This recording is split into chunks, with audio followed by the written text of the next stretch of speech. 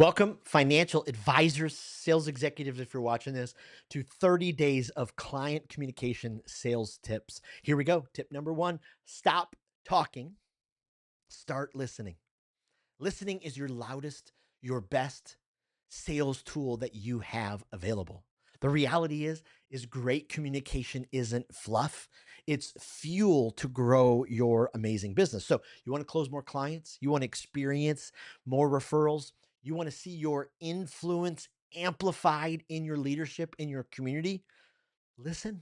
It starts with closing our mouths. I know that's hard to hear because especially for me, I'm a talker, but the reality is most of us talk way too much.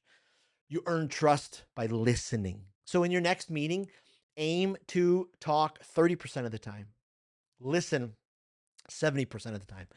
Take that 30, break it up in thirds. 10%, you're going to show up with incredible executive presence. Your body language, your tone, you're going to be all in. Another 10%, you're going to bring incredible questions to ask. No more boring questions. You're going to ask amazing, disruptive questions that will get your clients thinking. And then 10%, you're just going to reflect. You're going to pause. You're going to say things back to them. 70%, you're going to listen.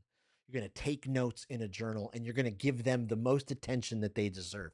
Listening is your loudest and best sales tool. Remember, your client communication isn't fluff, it's fuel for how successful your business will be. So, if you want to build trust faster, deepen loyalty, create clients who stay, refer, and believe in your value, stop talking and listen. If you want more information about Speak with People, go to speakwithpeople.com/speak with your client. We have a ton of resources, free resources, podcasts, videos, stuff to help you be a world-class client communicator. We'll see you tomorrow for day number 2.